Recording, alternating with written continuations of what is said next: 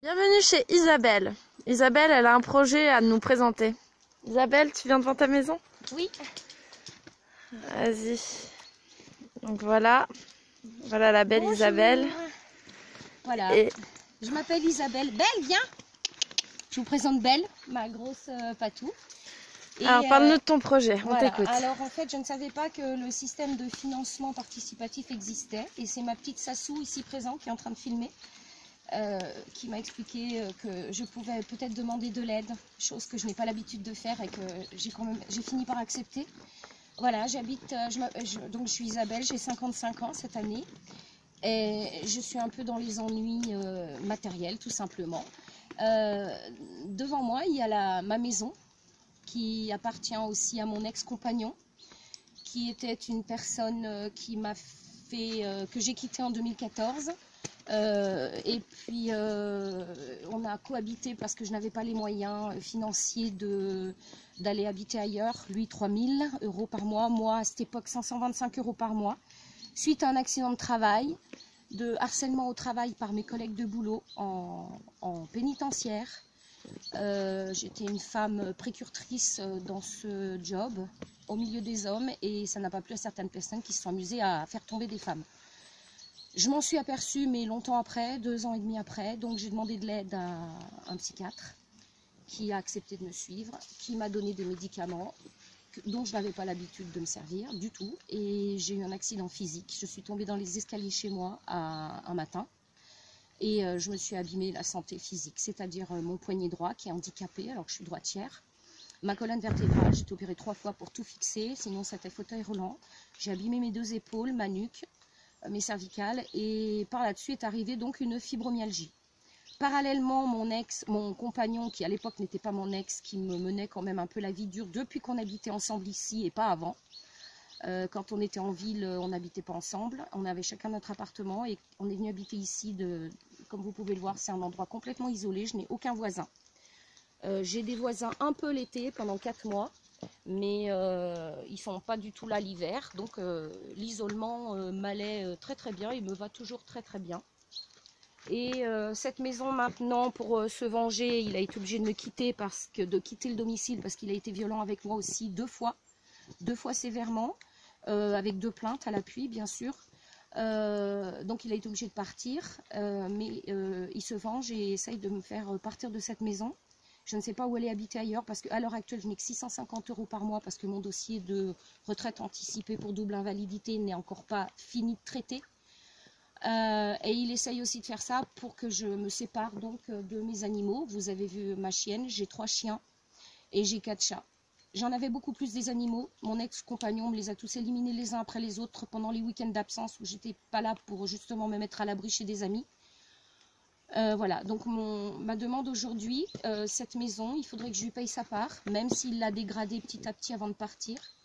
Je pense qu'elle peut valoir à peu près 100 000 €, donc sa part monterait à peu près à 50 000 €. Il a détruit pas mal de choses avant de partir, entre autres, son cheval a passé le pied à travers une canalisation de la fosse septique, alors que je lui avais dit de ne pas mettre les chevaux là-bas.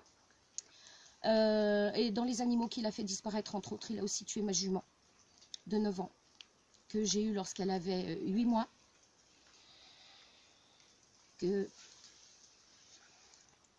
excusez-moi, et que je lui avais tout appris à cette jument et elle m'avait tout appris, et c'est vrai que c'est un peu, je vous demande pardon.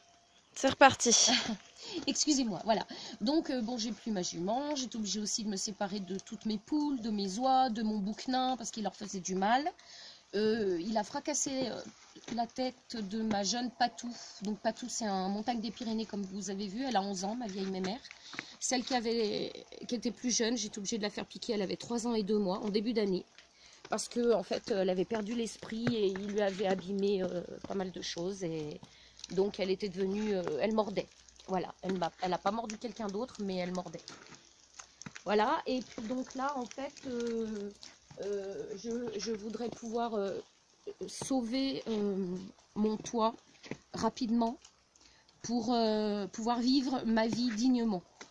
Voilà, c'est les seuls mots que j'ai pu trouver pour vous décrire un peu mes intentions. Donc la maison, la voici. Alors, c'est une vraie petite maison adorable. Elle a plus de 200 ans. On a aménagé pas mal de choses dedans.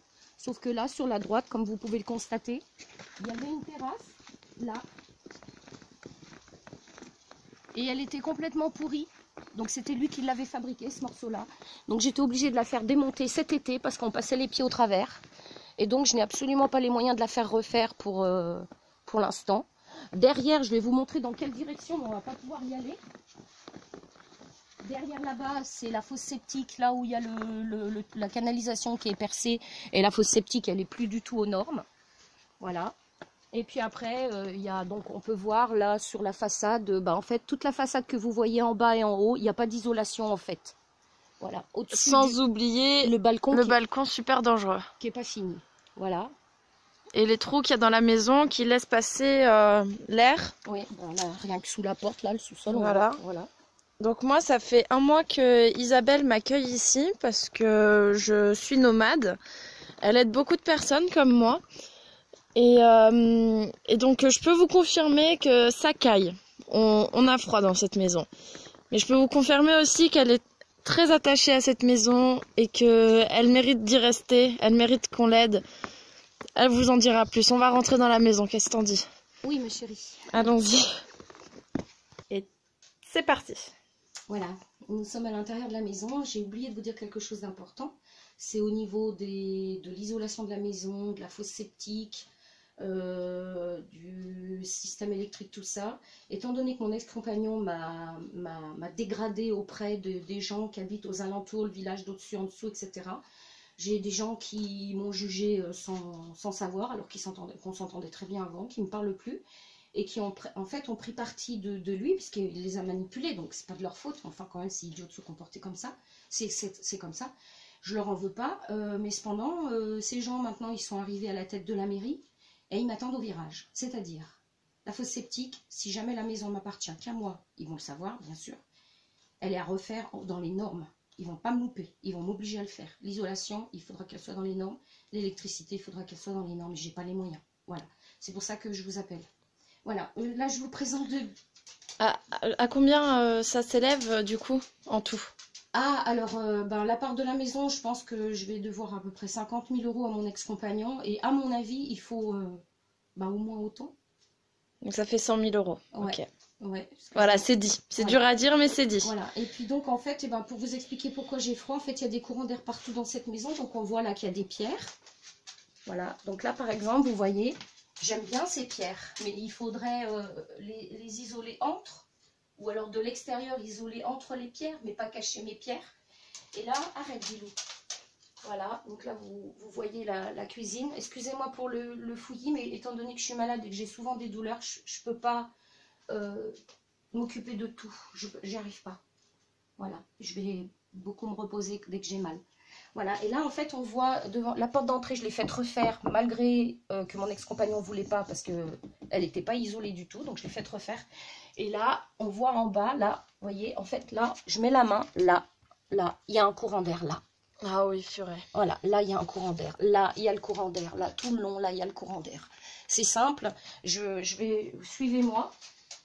Je vais vous montrer un placard que je peux même plus mettre les mains dedans parce que j'ai trop peur qu'il y ait des araignées et j'ai la crainte des araignées. C'est-à-dire qu'en fait, quand j'avais dit à mon ex-compagnon qu'il y avait un courant d'air qui était ici, qui venait dehors là, il n'a rien trouvé de mieux que de faire des placards pour couper le courant d'air. Donc ça fait qu'en fait, j'ai des courants d'air même là, dans le placard qui est ici. Voilà. J'ose même plus y aller, j'ai trop peur qu'il y ait des bêtes. Et je confirme. J'ai un ami qui est venu un jour me dépanner parce que j'avais une fuite d'eau une fois que mon ex-compagnon était parti. Il est intervenu là où il y avait le lave-vaisselle avant qu'il a cassé avant de partir. Et en fait, il se trouve que là, à ce niveau-là, il y avait même carrément une salamandre qui se nichait ici. Donc voilà, la salamandre, elle n'est pas venue toute seule. Voilà. Et puis après, il y a plein de choses dans la maison comme ça. On prendra des photos pour le reste. Tu nous fais visiter. Voilà. Donc là, vous avez donc la cuisine. J'ai mis un truc à gaz parce que j'ai trop froid. Ouais. Mais je ne sais pas si je vais pouvoir racheter une bouteille. Donc, en général, dans la cuisine, on a 13 degrés. Hein. Ouais, le matin, il y a 8. Et ça, c'est... Ouais, voilà. Voilà. C'est quand on a chauffé toute la journée. Voilà, on a des WC qui n'ont jamais été changés. Il a changé la cuvette, c'est tout. Voilà. Donc, vous voyez le mur. Hein. Ouais. Voilà. Ensuite, on a une salle de bain que je me suis battue moralement avec mon ex-compagnon pour la faire refaire parce qu'il y avait du salpêtre. Donc, elle a été refaite. Voilà, excusez le fouillis, hein, je fais ce que je peux comme je peux. Donc là, elle a été refaite, mais en fait, il se trouve, hop, il se trouve que la ventilation qui est en haut ne suffit pas. Et je suis obligée de laisser la porte ouverte parce que, bien sûr, j'ai pas les moyens de payer les factures de chauffage électrique, donc ils sont coupés. Et du coup, il n'y a pas de chauffage dans la salle de bain. Il y a un poêle à gaz quand je veux prendre une douche, un petit truc soufflant, mais juste le temps de la douche. Et en fait, l'aération n'est pas assez puissante et en fait, sinon, elle moisit. Donc là-bas, dans le coin, on voit que j'ai nettoyé pourtant, hein, mais dans le coin, là-bas, on voit qu'il y a eu de l'humidité malgré qu'elle a été refaite il y a 3 ans maintenant, même pas. Voilà. Ok. Après, donc, j'ai la pièce de vie principale qui est très grande, elle fait à peu près 30 mètres carrés. Donc, comme il a pris beaucoup d'affaires, c'est tout un peu sans dessus-dessous. Donc, là, j'ai un... Ah ouais, alors il y a la cheminée. Alors, la cheminée est HS. C'est-à-dire que l'année dernière, on s'est aperçu que là, dans le fond de la cheminée, en fait, il avait mis une plaque pour réparer, mon ex-compagnon, mais en fait, cette plaque est fêlée. Et la cheminée, elle avait tendance à chauffer... trop fort là-haut, près le conduit passe dans les champs, mais c'était trop près des linos. Et en fait, ça chauffait. Et un jour, j'étais obligée de découper au cutter autour parce que ça faisait des émanations épouvantables et ça commençait à devenir marron. Donc là, vous avez tout le salon.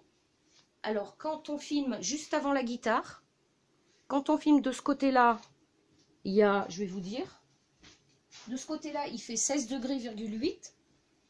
C'est côté sud-ouest de la maison. Hein. Voilà. Quand on traverse le salon et qu'on va vers l'ouverture qu'il y a entre le salon et la cuisine, il fait 16,1 degrés. Et quand on retourne dans la cuisine, toujours en même temps, je vais vous dire combien il fait. Je vais vous amener le thermomètre. On va regarder très vite. Il fait pas 12 degrés. Tu le vois le truc rouge ? Non, on voit pas très bien. On voit pas très bien, mais je prendrai des photos de toute façon. Voilà. Il fait même pas 12 degrés en fait dans la cuisine. Okay. Alors qu'il y a le truc à gaz qui chauffe. Hein. Ok. Voilà pour, donc t'es à la retraite? Ouais, je suis en retraite anticipée pour double invalidité. Suite à mon accident de travail, je ne touche que 650 € par mois. Je pense que mon ex va tout faire pour me faire éjecter de la maison juste par vengeance, tout simplement, parce qu'il a été atteint dans sa fierté de je le quitte alors qu'il avait beaucoup d'argent et moi pas. Voilà. Bref, mais je veux m'en sortir. J'en ai beaucoup bavé dans ma vie, comme tout à chacun. Hein. On a des degrés pour supporter différents. Et je veux pas me laisser aller. C'est pour ça qu'aujourd'hui je vous demande votre aide. C'est beaucoup d'argent, j'en ai conscience. Je suis quelqu'un qui aide beaucoup les gens. J'adore les plantes médicinales, j'en connais beaucoup. On va aller vous filmer mes petites boîtes là-bas. J'en donne énormément parce qu'il est hors de question que je profite de la nature et de cette faculté que j'ai naturellement à m'en servir depuis que je suis toute petite. Ça s'apprend pas, c'est comme ça. Et j'ai découvert que j'étais guérisseuse et j'offre beaucoup de soins à beaucoup de gens. Je soigne des gens jusqu'au Honduras, c'est l'Amérique centrale. J'ai une sœur qui habite là-bas. Et en fait, c'est des gens que je connais pas et j'arrive à soigner des gens gratuitement là-bas parce que c'est des gens qui n'ont pas les moyens de se soigner. Et là-bas, tu as de l'argent, tu vis, tu n'as pas d'argent, tu meurs. Voilà. Voilà, donc j'ai toujours été quelqu'un qui a aidé les autres. J'ai jamais demandé d'aide à personne. Et aujourd'hui, je vous demande de l'aide. C'est très difficile pour moi. Je suis aidée aussi alimentairement parlant par colis alimentaire. J'ai quand même demandé de l'aide à une assistante sociale. J'ai un courrier qui date là du 17 novembre 2017 où elle me renouvelle encore 3 mois d'aide et je vais vous expliquer pourquoi j'y vais. Je vais vous le lire très rapidement.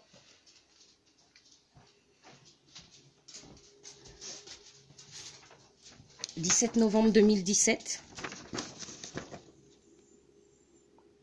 Voilà. Madame, Monsieur, Banque Alimentaire, je me permets de vous solliciter à nouveau pour prolonger l'aide alimentaire que vous avez bien voulu accorder à Madame Isabelle et son fils, je ne donne pas mon nom, et son fils, né le temps scolarisé dans le nord de la France et rentrant le week-end et les vacances chez sa mère. Sa situation statutaire par rapport à sa mise en retraite pour invalidité n'est réglée qu'en partie. Elle ne perçoit que le minimum garanti. Le reste est encore en examen d'expert. Elle a encore besoin d'une aide alimentaire en espérant que la situation va se débloquer plus rapidement. Serait-il possible de lui attribuer cette aide pour 3 mois? En vous remerciant et restant à votre disposition, manana, manana, manana. Voilà. La maladie de fibromyalgie m'oblige aussi à utiliser un appareil antidouleur, c'est des patchs. Quand j'ai des grosses crises, je me branche à ça et ça m'aide beaucoup. J'ai un traitement journalier que je ne peux pas diminuer. Et mes frais actuels mensuels, en fait, je vis avec 650 € pour payer mes factures d'eau, mes factures d'électricité, mes factures de téléphone, j'ai quand même un téléphone. Les soins de mes animaux qui sont vieillissants. Ma chienne que vous avez vue dehors, elle a quand même 11 ans, ce qui est très rare pour un chien de race comme ça. J'ai 2 petits chiens là que j'ai récupérés à la rue, qui ont besoin de soins aussi, parce que maintenant ils ont 9 ans. Ma voiture qui a 15 ans, qui est vieillissante, qui demande quelques frais de réparation, je ne peux pas souvenir à tout. J'habite à 5 km de tout village, avec une route en montagne assez sinueuse comme ça. Dimanche dernier, je me suis justement mise dans une cunette. Une cunette, c'est un fossé au bord de la route, comme ça, donc on est venu me dépanner. Mais voilà, c'est une route dangereuse, c'est une route assez sinueuse qui utilise beaucoup de pneus. Donc moi, j'ai beaucoup de frais de pneus dans cet endroit. Et frais d'entretien de la voiture, l'alimentation qu'on ne peut pas me donner au colis alimentaire, j'ai quand même besoin de choses, voilà. Et comme pour les chiens, les croquettes des chiens. Les croquettes des chiens, oui, vous voyez, là, j'ai... Puis les traitements pour, voilà, là, pour tes chiens, quoi. Les croquettes là pour les 2 petits, qui sont pas du tout les mêmes. Ouais. Voilà. En plus, elle est organisée, hein. Il y a des étiquettes, biloute, poupette, fartor, parce qu'elle garde des chiens aussi, pour rendre service. Voilà. Voilà, je pense qu'on a fait le tour. Je ne sais pas raconter ma vie, en fait. Je ne veux pas vous raconter ma vie, mais quand je vous ai dit que j'avais eu des passages difficiles dans ma vie, j'ai tendance quelquefois à écrire des poèmes, et j'en ai un à vous lire particulièrement qui me tient à cœur. Et si vous le permettez, après ce poème, si je ne peux plus parler, je vous dis au revoir maintenant, et je vous supplie, s'il vous plaît, de m'aider. Voilà, je vais vous lire mon poème. Âme sensible à s'accrocher. Voilà. C'est un poème que j'ai écrit en juillet 2017. Il n'a pas le titre, parce que pour l'instant, je n'ai pas trouvé de titre. Alors, je commence. Connaissez-vous l'histoire de la petite fille malheureuse? Celle tout au fond, là-bas, timide, toute peureuse. Cette petite fille tellement polie qu'on la croirait bien éduquée, alors qu'en fait, dans sa vie chez elle, elle est torturée. Celle qui n'a pas le droit de manger ni de boire, qui enchaîne punition sur punition tous les soirs, qui depuis l'âge de 4 ans déjà, doit frotter tous les formicas et patiner tous les sols à la cire. Et encore, ce n'est pas ce qu'elle vit de pire.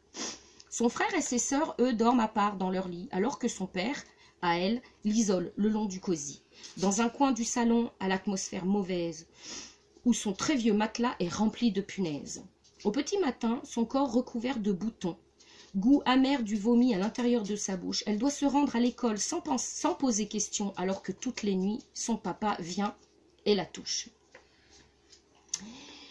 Il lui fait peur et l'oblige à garder le silence. Et sa belle-mère fait fi de voir ce qu'il se passe. Cependant, cette petite fille n'a jamais eu d'enfance. Souillée par un être hideux, son esprit trépasse.